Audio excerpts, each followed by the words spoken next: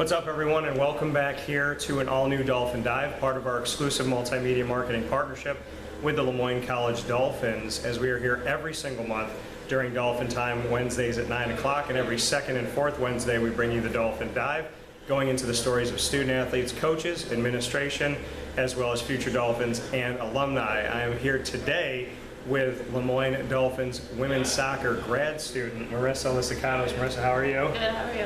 Very good, and of course I'm Dan Tortora here with you, and happy to be here. And as soon as I shook your hand, I saw there's a tattoo. I have to ask about it. So what is the tattoo and the significance of it? So the tattoo is Proverbs 31:25. She's clothed in strength and dignity and laughs without fear of the future. I got it done right before I had my first ACL surgery, so I was kind of looking for just something new.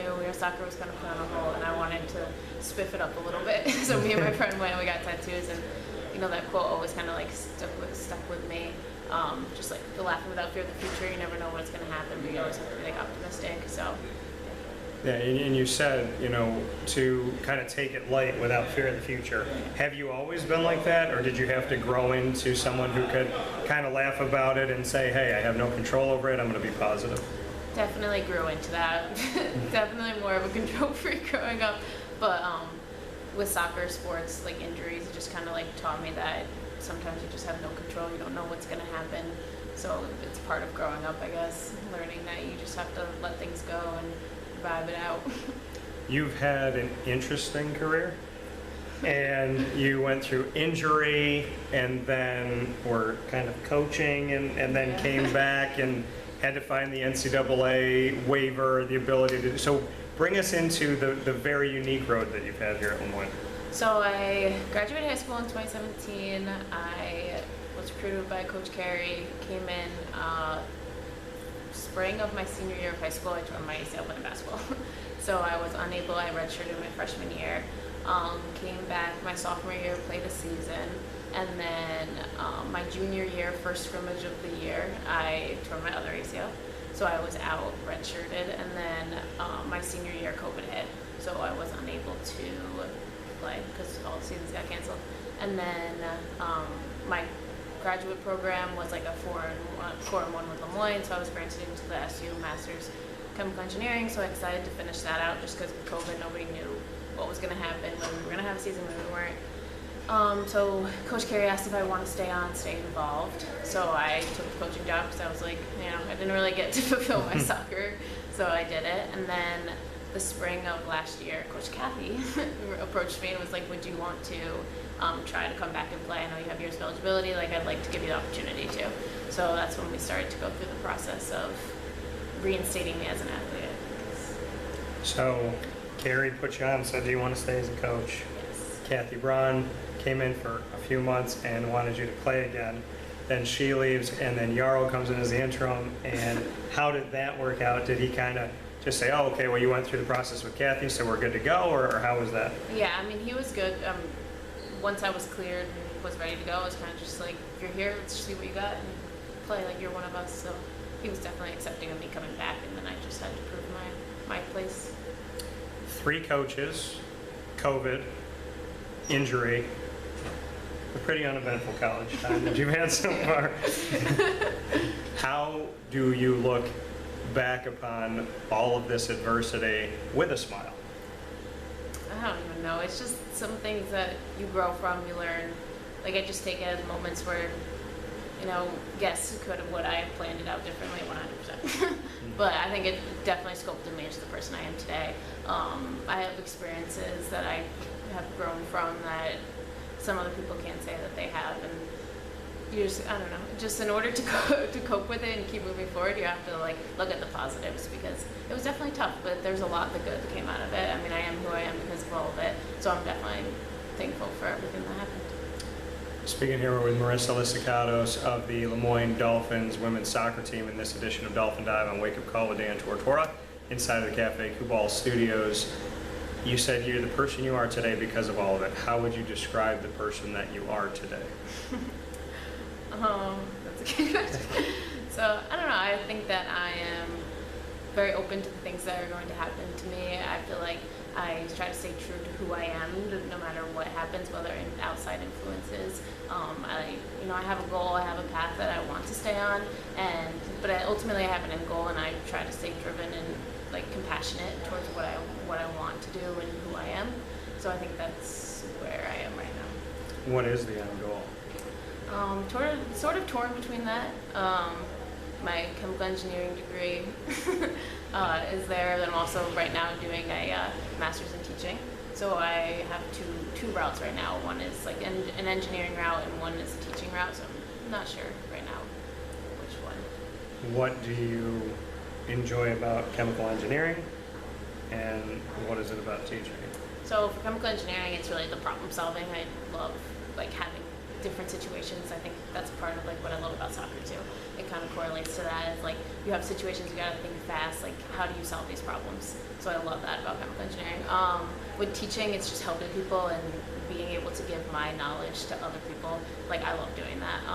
Being able to help someone understand something that I can get is just really rewarding. So. Do you know what you would want to teach? Yeah, so right now I'm focusing on chemistry. Okay. And like also like resource room, helping students with like learning disabilities. And what has made you, which I think is a beautiful thing, helping people with learning disabilities, what about that interests you and kind of excites you? So both my siblings, or two of my siblings growing up, used like the resource room and like really utilize it. So I feel like I got to see them, witness them go through school, and it's something that like I was fortunate enough to not have to go through, but I would always love to be able to help them and be like, yeah, maybe school isn't the best, like you don't love school, but I'm going to help you understand and like learn the beauty of knowledge. And like even though the structured classroom may not be for you, there's still like many ways to learn that are still exciting. Why do you love school? I don't know if I love school, but I do love gaining information, gaining knowledge, and having my brain just be like constantly stimulated, and like soaking up new and like, yeah, just basically like knowing new knowledge. Just like having the wisdom. Okay. Yeah. What's the best thing, either in school or not in school, the best thing that you've ever learned? Maybe something that you take into a classroom, that you take into life, you take in a game. That's a good question. I'm not sure really. It's just a bunch of things. I love like the whole physics, like the whole basics of physics, like when you see, especially in games, like when the ball hits off and goes different directions, like the baseline of physics is really intriguing to me, and I see it like everywhere, like especially in soccer, like just the projectiles of ball, like the ball and stuff like that. So while you're in the game, in the heat of the moment, you're like, wow, that's some cool physics. Yeah, when the ref doesn't make the right call, I'm like, physics doesn't let that happen. Yeah, and I mean, and there is, so obviously, you know, I played sports, I played basketball more than anything else. And the crazy thing about it is being Italian and Hispanic, I never had anybody in my family go, oh, play soccer, Yeah. right? And it was like, do you want to play basketball? Do you want to play baseball? And then you kind of look at it, and I would just mess around with it and just have somebody pass me the ball. And my feet started doing these things, right? And you talk about the physics of it all, and then I started coaching. The game is such a beautiful game. What do you love about the game, and when did you fall in love with the game? So yeah, I definitely agree. The game is very beautiful. Like when you can see the best of the best doing it, and the movement of the ball, and just how crisp it is. And you could be playing 90 minutes and touch the ball for like a minute, and it's just this like solid fluidity of the game. The way you can break down the other teams, it's really rewarding. But I also came from a family where softball and basketball was like the primary, and I'm the only one that ended up playing soccer out of it. So I started like really young age, like not too young for a lot of people who are playing soccer is like really early on, but I started around 5th grade. Like my best friend was doing it, and she came from like an Irish family, and they like love soccer, so she was like, "Come do it with me," and then I've just been playing ever since. So she got you into it. What's her name? Hannah. Hannah? So how did Hannah get you into it? Rec soccer. We did everything together when we were growing up, so she was like, "Come on, we can go to practices together and stuff." So couldn't pass up that. Where is Hannah now? She is home. She's doing a nursing program at Manhattanville. Okay, good for. And do you guys still keep in touch? Yes, of course. Okay, all right. So we will play rapid fire in a few minutes. I let you know that it was coming. So looking at this season, going through all the coaching changes just to get here, 3 different coaches before the season even started. How have you addressed it, and how do you feel the team culture has addressed it? So it's definitely been hard. I mean, we're at this point it's where we just have to like continue to like Coach Yarrow has been great. We were really nervous coming in with week before, not even knowing who the coach was. But I think we're just here. We're like, soccer is soccer. Like, that hasn't changed. And he's definitely like earned our respect, and we earned his respect. So I think we have a great mutual like relationship. So it's definitely making the transition really easy. So it's working out. How would you describe early on in the season what this team is doing right, and then maybe some things that you're focusing on? I think we work really well together, and our work ethic has been really strong. Coach Yarrow is always saying that. Our ball movement has been really good. I think we're still working on like game fitness and just staying up. I think with the coaching change, we kind of like everybody was like in limbo and stuff like that. So I think we're still trying to like catch up on that end. That coming from Marissa Lisikatos here in this edition of Dolphin Dive on WakeUpCall with Dan Tortora inside of the Cafe Cubal Studios. It's time to play rapid fire. You ready? Yes. Okay, so we're gonna get 3 apiece. I have no idea what Marissa's gonna ask me. She has no idea what I'm gonna ask her. And so, out of the spirit of fairness, I will let you go first. You can ask me whatever you want. Okay. How'd you get started into this? I love telling stories. I've always been someone that likes to see people smile, love to make people laugh, and I love to get to know people. And I think a common misconception in broadcasting is that people that have their own shows want to hear themselves. And that's not true in my case. I like to provoke, something maybe, get somebody to open up, but I like to hear and I like to learn, and I like to make the world small. I love bringing people together. I want to see people happy. I want people to see that there's good people out there. And I know I do it differently, and I think it's because when you're honest and you care and it matters to you, you can't fake it and you can't hide it. So I don't walk out of an interview ever going, oh, well, whoever I talk to, I'm going to be one of 100.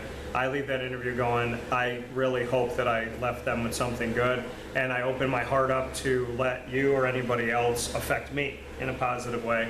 I like to just see people realize there's good people out there, and there's a lot of us, and I try to get us to talk because the people that aren't so great like to talk. So I try to make sure we're louder to the best of my ability. My first one for you, Marissa. Okay. Are you into movies or no? Yeah. Okay, what type of movies? That's not my question. I'm just... Rom-coms. Okay, all right. I love it. I love romantic comedies. Big fan. So I love finding stuff on Netflix that like you haven't heard of. Yeah. Great movie called Look Both Ways. Did you hear about that? Wait, what is it about? I think I did. It's about a girl who is like, she makes a decision in her life with one of her friends, and then that night, like one of two things can happen, and we see her life in both ways. I saw that movie. Yeah, good movie. Good one, Right? yeah. See, look both ways. You just got promoted. Now Marissa and I want to split the money. So NIL, you can do it. Figure it out. So I love romantic comedies. I guess what I would say is I'm so happy that I don't have to keep this to myself. What are your 3 favorites? Oh, I don't know. I don't like to choose favorites when it comes to movies because I just like to watch all of them. If you had to sit right now and watch 3 in a row. I really don't know. The Wedding Planner, for sure. Okay. With J-Lo? Okay, yeah. Good movie.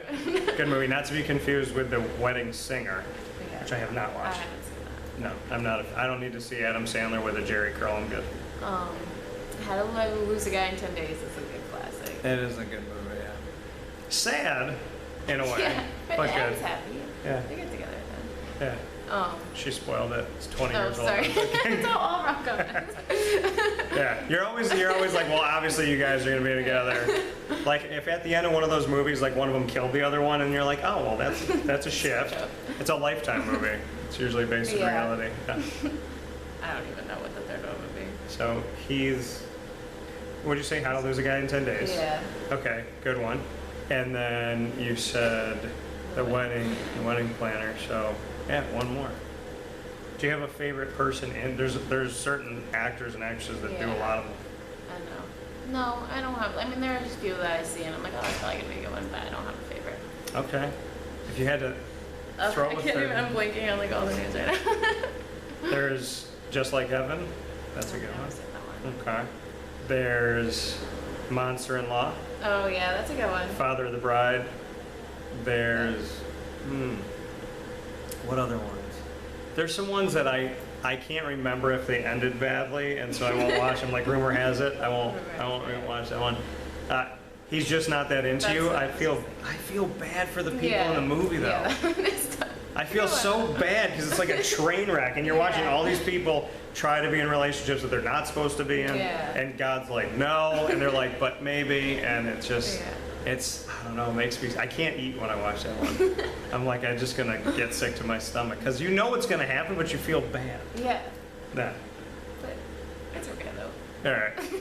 It's okay to have depressing movies like He's Just Not That Into You. Yeah. Okay. What's your second one for me? Has it always been sports and athletes, or have you interviewed like other scopes? So it started as a sports show and WakeUpCall, and then I started my company 10 years ago, which is insane because I don't feel that old at all, and it's 10 years old, which is nuts, but I started my company in my 20s. And then I would say that, so WakeUpCall with sports, Superpowered Pop is entertainment, so we have had actors, actresses, writers, illustrators. And then I worked at Disney, so I do a Disney show called Do Diz with Dan. And then we have a comic book travel show where I travel the country and I stop at comic book and collectible shops randomly, wherever town and city I'm in, and I talk to the owner, because in that line of work, most of them work in their shop. And I get to know them. If they're nice, I'll buy something, I promote them, I take pictures, I shoot a video, and then I do like a cool, this is what I got. So I've done a lot of different things, I've talked to a lot of different people, and there's really nobody that I wouldn't be open to talking to. I like to challenge myself, so I don't think there's anybody that I'd be like, nah, I'm good. Like presidents, dictators, bring it on. So people that are trying to figure out if he's into you or not, you can come on the show, we could do a dating one. So that's, I actually said that with my stand-up comedy side of things, I would like to do a stand-up comedy dating show where I get to be the host and I get to joke, and they're dating, but I'm also like, in a funny way, making them deal with the issues I think would be down the road. Yeah. My mom said you're gonna get them divorced before they get married. And I said, well, maybe that's a good thing. So, but yeah, we do a lot of different things, and I just like hearing what people have to say, and I always say it's like a couch. Like the people that are watching right now, I want them to feel like they're sitting on the couch with us and we're just like all hanging out. Right. I never want it to be talking at you. I want them to feel like, oh, I know Marissa because of the show, and I know Dan, so I like to make the world smaller in a good way. All right, my second one for you, Marissa. One song that you would erase from history, and one song you could listen to every day. I'm not a big music person. So Okay. Well, there's a correct answer to the one to get rid of. Girls Just Want to Have Fun. Horrible Girls song. Just Want to Have Fun. Horrible okay, song. that's not that bad. It's a horrible song. It's played at every wedding. It's ridiculous. Jeez, this is hard. If you had one song that you had to come out to on the field, what would it be? No.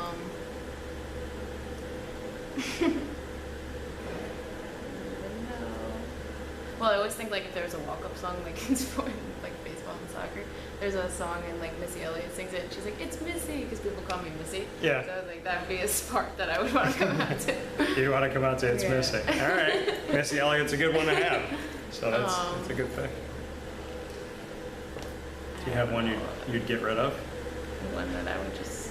Girls never Just Want to Have Fun. Okay. Say it, let it out. It's not- Be one of the girls on the show that says it. Just come on.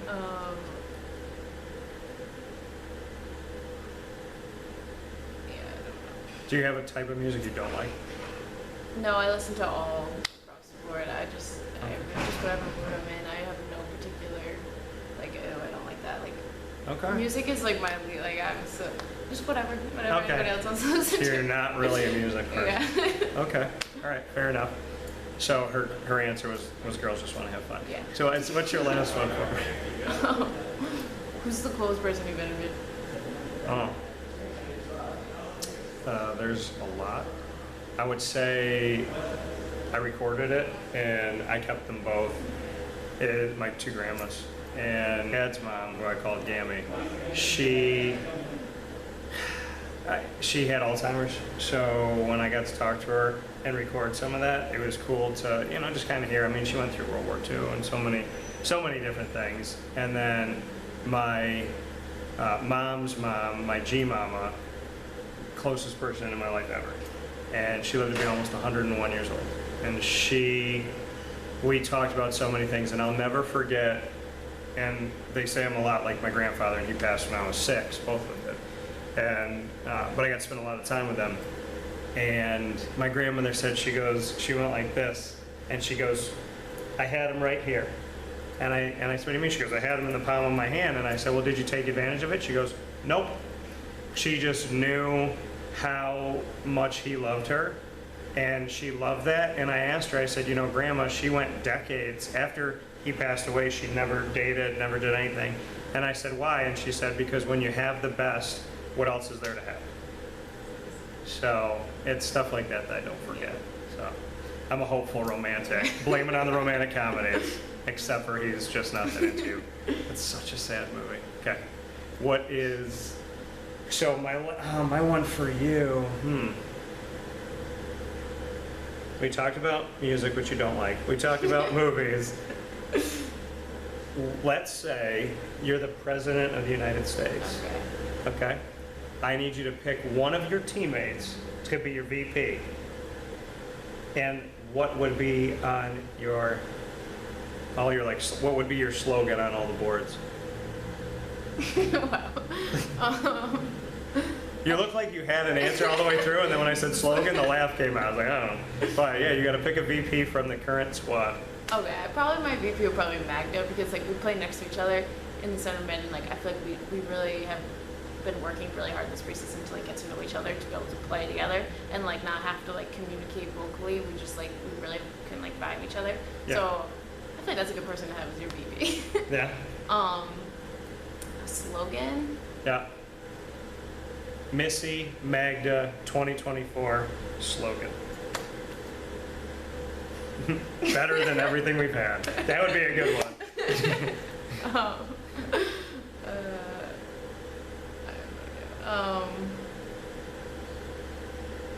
Maybe something like we're in this fight together. Okay. I like that. We're in this fight together. Good one. Good way to conclude it here. It's a little violent for presidency, but it's okay. We're in this fight together. I mean, yeah, the word fight, whatever, it's fine. We're in this fight together. We've seen enough over the years that is tame compared to everything we've seen. So we're in this fight together, which we all are, and wherever you're watching and listening from, I hope you're all staying safe and staying well. As we always tell you on the show, God bless, no stress, do your best. And those are 3 things that rhyme, and 3 ways to remember to take care of yourself and be good to other people as well. For Marissa, aka Missy Lisikatos, and myself, Dan Tortora, and off screen, her Crocs. We appreciate being here on Dolphin Dive with you. Thanks, Marissa. Thank you. Hey.